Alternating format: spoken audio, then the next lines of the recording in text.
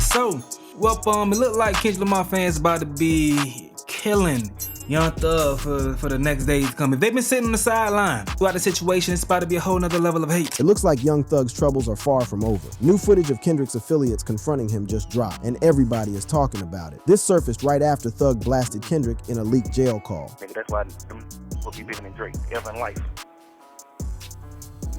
They'll be bigger than Buddy. But Kendrick's crew isn't his only problem, because he went at other rappers too. I got all the details. Let's break it down. The jail call that had the streets talking. The hip-hop game flipped upside down when some spicy jail call audio from Young Thug hit the internet on September 2nd, 2025. Let's just say this call had Kendrick's whole hood mad at Thug. In it, Young Thug vented hard about Kendrick Lamar curving him for the Business is Business project, and he wasn't about to keep that frustration to himself. You could feel the hurt and the anger bleeding through every single word that came out his mouth, like this wasn't just business. This was personal as hell. With Kendrick. Future grocery bag. Say again? I hope he do it. So do I. He don't take no money, do he? No. Now peep this. This whole conversation went down while Young Thug was locked up fighting them serious RICO charges from May 2022 all the way up to October 2024. So you know my man was already going through it, being stuck behind them bars with all that legal drama hanging over his head, and then to have somebody he probably looked up to just dismiss him like that. That's the type of rejection that cuts deep, especially when you're sitting in a cell with nothing but time to think about it. The realness of the situation is that Thug's team had been working overtime trying to get Kendrick on that Business is Business album, hitting up all the right connects and going through proper channels. They wasn't just sliding in DMs or nothing amateur like that. They did everything the professional way. But when that no came back, it wasn't just a simple decline. Word on the street was that Kendrick's people said the album had too many features already, which everybody in the know understood as code for, I ain't trying to be on the same project as Drake right now. He wouldn't do that. But think about it, he does so few verses. But yo, here's where things got real disrespectful and had the internet going absolutely insane. Young Thug didn't just stop at being mad about the rejection. He went straight for Baby Keem's throat, and that's when you knew this wasn't just about business no more. In that call, Slime completely disrespected Keem, calling him Keem, and basically saying Kendrick ain't even really put his own blood on like he should have. Now that's wild disrespectful when you really think about it, because Baby Keem is Kendrick's actual family, his cousin, and he's signed to PJ and everything. Like, you know what I mean? Like, he's not just doing verses, like. Right.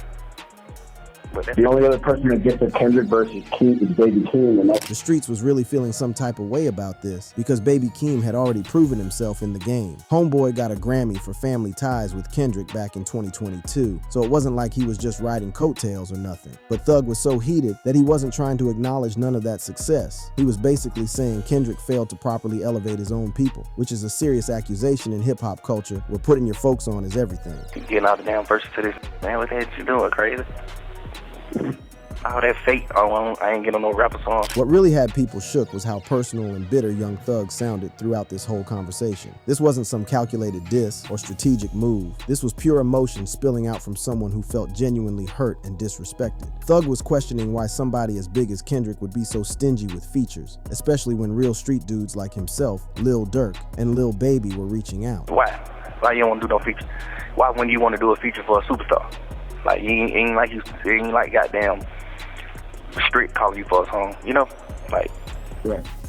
You really got Lil Durk calling you for a song. The way Thug saw it, these wasn't just regular rappers hitting Kendrick up for features. These was certified street legends, real ones, who had proven themselves in both the streets and the music game. In his mind, for Kendrick to turn down collaboration with artists of that caliber was just straight up disrespectful to the culture and the community that built hip-hop from the ground up. But check it, the timing of all this makes it even more significant when you really break it down. This conversation was happening while the whole Drake versus Kendrick beef was already brewing in the background, and everybody in the industry already knew about Young Thug's tight relationship with Drake. Drake had been holding Slime down through all his legal troubles, putting verses on his albums, and allegedly even helping out financially when things got real tough. I don't be liking them like that. Why? You nigga get too big. Like, I don't want to do no feature. The disrespect didn't stop at just the music, though. Thug went in on Kendrick's whole social media presence, too, basically clowning him for not being active on Instagram and other platforms. He was saying, if you ain't gonna post and interact with your fans, then just delete your accounts and stop playing games. But what Thug was missing is that Kendrick's low-key social media approach is intentional. It's part of his mystique and his brand as this deep artistic figure who lets his music do the talking. The fact that this whole conversation was being recorded in a county jail while Thug was facing potentially decades behind bars adds another layer to how emotional and raw everything sounds. When you locked up and your freedom hanging in the balance, every relationship and every slight feels magnified. Kendrick's rejection probably felt like way more than just losing out on a feature. It felt like being abandoned by the community when he needed support the most. This whole situation got even more complex when you consider that Young Thug had actually defended Kendrick before, back in 2020, when French Montana was talking crazy about having more hits than K-Dot. Thug had straight up called Montana stupid and made it clear that French wasn't on Kendrick's level when it came to hits. So for him to flip this hard on Kendrick showed just how deep this rejection had cut him. The streets were really buzzing because this represented a complete 180 from someone who used to show Kendrick respect. It highlighted how quickly relationships can change in hip-hop, especially when personal feelings get involved and people start feeling like they've been crossed or disrespected. But yo, the plot got even thicker when you remember that Kendrick had actually mentioned Young Thug by name in his Drake diss Not Like Us that dropped in May 2024. In that track, Kendrick was basically calling out Drake for using Atlanta rappers to give himself street credibility, and he specifically said, "Thug made you feel like you a slime in your head." So there was already some tension there, even if it was indirect. The leaked call audio spread through the hood faster than wildfire, with everybody from the corner to the studio having opinions about what Thug said. Social media was going absolutely crazy, with accounts like G Gun Updates and Gacademics TV posting clips that got thousands of retweets and comments. The comment sections was wild. You had Team Thug saying he was just keeping it real about Kendrick being fake, while Team Kendrick was saying Thug sounded bitter and desperate. What really had the culture divided was whether Thug was right to feel disrespected or if he was just being entitled. Some folks were saying that Kendrick don't owe nobody nothing, and he got every right to be selective about his features. Others was arguing that when you reach Kendrick's level, you got a responsibility to put other artists on and support the culture that made you. Team Drizzy versus Team Kendrick, the real recognized real debate. Now check it, the leaked jail call wasn't just about Young Thug being salty over a declined feature. This situation exposed some real deep-rooted differences about what it means to be authentic in the hip-hop game. When Slime started going in about how Drake operates versus how Kendrick moves, he was really touching on something that had the whole culture choosing sides and examining what loyalty really looks like when the chips are down. The way Young Thug was praising Drake in that call wasn't just some casual shout-out to his homeboy. This was a real street testimonial about somebody who had proven himself when it mattered most.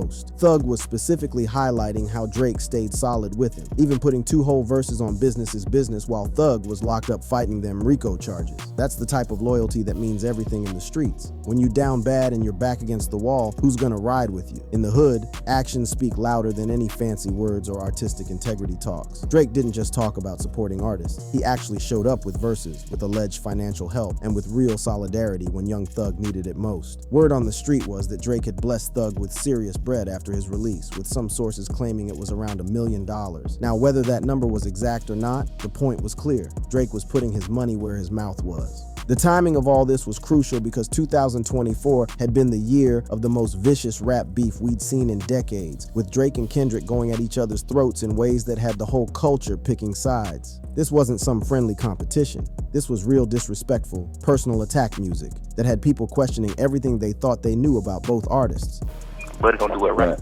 Buddy with everybody. You know how many niggas like Drake change? How many take care of their family because of Buddy? Just like straight fucking with you. From Young Thug's perspective, this beef wasn't about who had the better bars or the cleverer punchlines. It was about who was really about that community life and who was just talking. Drake had been consistently putting artists on for years, blessing dudes with features that changed their whole career trajectory. We talking about giving cats their first Billboard hits, introducing underground artists to mainstream audiences, and literally changing families, financial situations overnight. But here's where things got really controversial in the culture. Thug was basically saying that Kendrick's approach was selfish and elitist. In the call, he was questioning why somebody with Kendrick's success and influence wouldn't want to spread that wealth around to other deserving artists. In street terms, that's like having access to the plug, but not putting your peoples on. It goes against everything the culture is supposed to be about. Kendrick goddamn put it on, nigga. Yeah, you're a superstar. You don't ran up you a few hundred M, but you ain't put nobody on though. You see what I'm saying? You ain't even put Keem on. Now, this is where things got real heated in the hip-hop community, because a lot of folks felt like Thug was completely wrong about Kendrick not putting people on. The reality was that Kendrick had actually blessed several artists over the years, from giving Rich the Kid his first Billboard entry with New Freezer to helping establish SZA as a major force in R&B. But Thug's frustration was so deep that he wasn't trying to acknowledge any of that. The Drake-Kendrick beef had been brewing for over a decade, but 2024 was when things really got nuclear, starting with that Like That verse where Kendrick basically said there ain't no big three in rap, just Big Me. That was a direct shot at Drake and J. Cole, and it set off a chain reaction that had the whole industry watching. What followed was some of the most personal and vicious diss music we'd heard since the East Coast West Coast days. Drake came with push-ups trying to attack Kendrick's credibility and relevance, but Kendrick's response was absolutely devastating. The 4-track combination of Euphoria, 616 in LA, Meet the Grams, and Not Like Us didn't just attack Drake's rap skills. They went after his character, his authenticity, and even made some serious allegations about his personal life. The most damaging track was Not Like Us, where Kendrick basically called Drake and his whole OVO crew predators and suggested they had inappropriate relationships with minors. That track became a street anthem, playing at block parties from Compton to Atlanta, and it completely shifted the narrative of the beef in Kendrick's favor.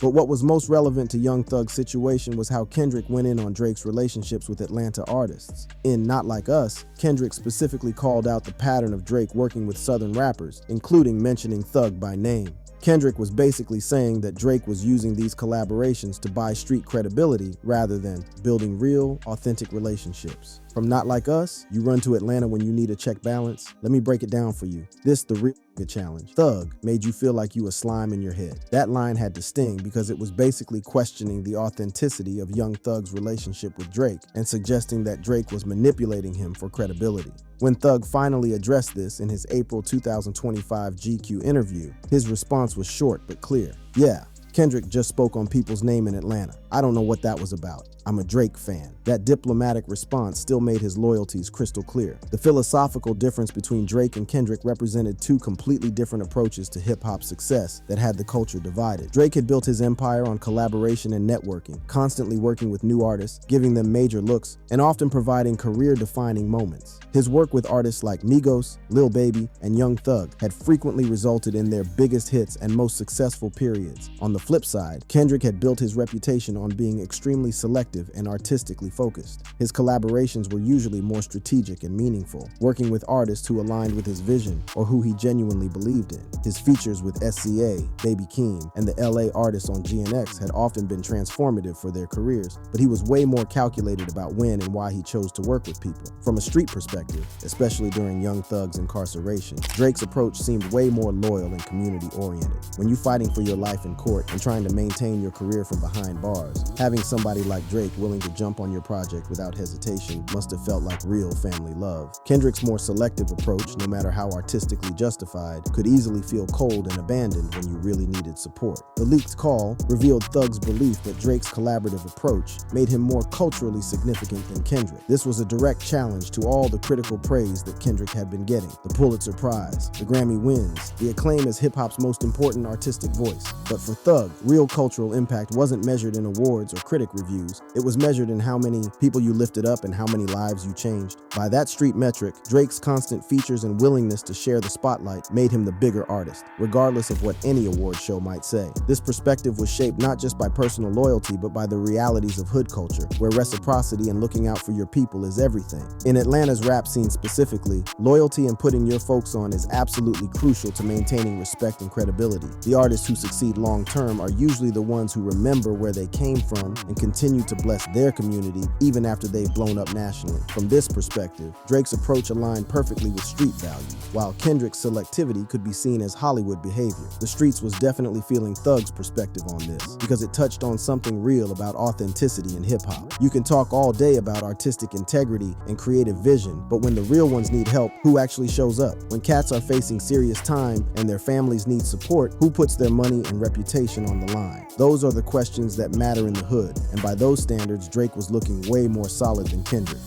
The hood reacts when keeping it real goes wrong. The hip-hop community got split right down the middle, with cats picking sides faster than they choose up for a pickup game. But this wasn't just regular fan beef or Twitter fingers. This was real street politics playing out in real time, with reputations, relationships, and serious money on the line. The immediate response from the Kendrick fan base on platforms like Reddit was straight up brutal, with folks calling Young Thug everything from entitled to straight up corny for how he came at K-Dot and Baby Keem. The Kendrick Lamar community was not playing when it came to defending their guy, and they was pulling out all the receipts to prove that Kendrick had actually been putting artists on for years. But check this, the fan reaction exposed way more than just loyalty to different artists. A lot of people was pointing out what looked like straight up hypocrisy from Young Thug's camp. Folks was bringing up all the Atlanta artists that Kendrick had actually worked with over the years. Future on the Mask Off remix, Rich the Kid on New Freezer, and several others. So the whole narrative that Kendrick didn't support Atlanta or put people on was looking real shaky when you actually check the facts. I truly believe we'll have your ass though trending, like, cause it's gonna be like people in the real world you, not the goddamn, not the rap world. But yo, what made this situation even more messy was all the other drama that was popping off around Young Thug at the same damn time. August and September 2025 had been absolutely crazy for Slime, with multiple alleged jail calls getting leaked that showed him going at different people in the Atlanta scene. These leaks was painting a picture of somebody who had maybe gotten a little too comfortable running his mouth while locked up, not thinking about how this stuff might come back to haunt him. The most damaging leak was probably when Thug allegedly went at Quality Control CEO Pierre P. Thomas, basically calling him a snitch and telling Lil Baby to stay away from him. P's response was immediate and heated. He jumped on Instagram talking about how he ain't never been in no interrogation room telling on nobody, and how he's just a tax-paying citizen trying to do business legally. But the streets really got shook when them old 2015 interrogation tapes resurfaced, showing Young Thug potentially giving up information about Pee Wee Roscoe in connection to that Lil Wayne tour bus shooting. Now this was serious, because here was Thug criticizing other people for being disloyal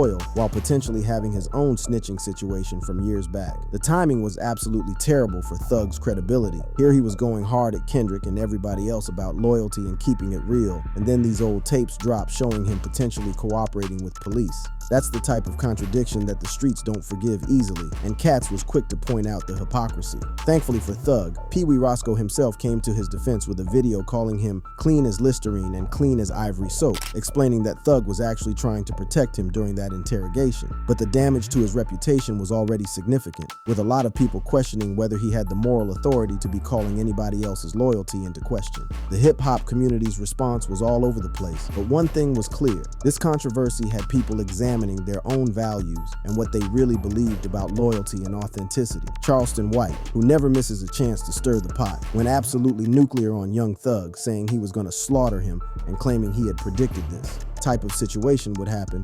Industry figures was more careful with their words, but the divisions was still obvious. Producer Southside made it clear that he wouldn't work with Gunna because of his loyalty to Young Thug, showing that the fallout from the whole YSL Rico situation was still creating problems and dividing the Atlanta scene. What was really interesting about the fan reactions was how they reflected bigger debates within hip-hop about what authenticity really means. A lot of Kendrick supporters was arguing that his selective approach to collaboration was actually more respectful to the art form, making sure every feature was meaningful instead of just chasing streaming numbers and quick money. But on the other side, you had folks from Atlanta and the street rap community who saw Kendrick's approach as elitist and out of touch with the community values that built hip-hop culture from the ground up. From this perspective, Drake's willingness to constantly collaborate and put people on represented the true spirit of what hip-hop was supposed to be about. Controversy also highlighted how incarceration affects artists and changes their whole perspective on relationships and loyalty. Young Thug's 900+ days locked up had clearly taken a serious toll, not just physically but mentally and emotionally. The isolation, the uncertainty about his future, and the constant legal pressure had created a mindset where support from peers became incredibly important, maybe disproportionately so. The leaked Kendrick call was just one of several that surfaced around the same time, including conversations where Thug went at Gucci Mane for going soft after prison and dismissed Migos as irrelevant to the current Atlanta scene. These calls painted a picture of somebody who had become increasingly critical and maybe bitter about his situation, possibly using these attacks as a way to cope with his own difficult circumstances. The Baby Keem situation was particularly wild because it showed how family dynamics in hip-hop could become collateral damage in bigger disputes. Keem, who had built legitimate success with Kendrick's support, including that Grammy win for Family Ties, suddenly found himself getting attacked by somebody he probably never even had a conversation with. Because he said one thing? He said one thing about Kendrick?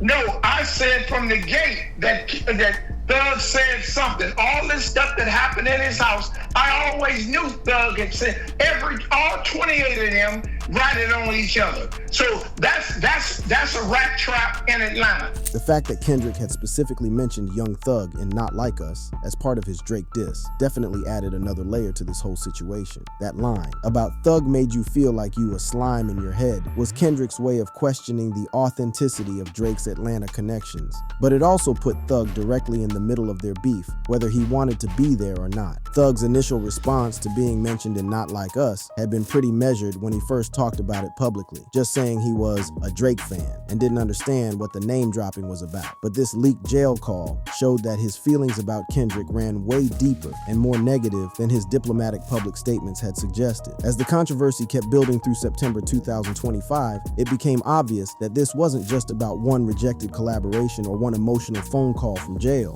This was really about fundamental differences in how people view success, loyalty, and responsibility within hip-hop culture. The situation got even more complicated because of Young Thug's ongoing legal troubles and the strict probation conditions he was dealing with after his release in October 2024. With that 10-year Atlanta ban and the constant threat of his 20-year suspended sentence hanging over his head, Slime was operating under serious pressure that definitely could have affected his judgment and emotional state during these calls. The silence from both Kendrick Lamar and Baby Keem in response to all this drama was loud as hell. Kendrick had built his whole reputation on choosing his battles carefully and not engaging with every controversy that came his way. His refusal to respond was totally consistent with how he usually moves, but it also meant that Thug's criticisms were just sitting out there unanswered in the court of public opinion. The streets were really divided on how to feel about all this. On one hand, you had folks who respected Young Thug for keeping it 100 and speaking his mind about how he felt disrespected. From this perspective, Thug was just being real about the fake politics and elitist attitudes that had started creeping into hip-hop culture. But on the other side, you had people who felt like Thug was being ungrateful and entitled, expecting artists to work with him just because of his status rather than because of genuine artistic connection. This group saw Kendrick's selectivity as professional standards rather than personal slights. The fact that all this drama stemmed from what was basically just a declined collaboration request really showed how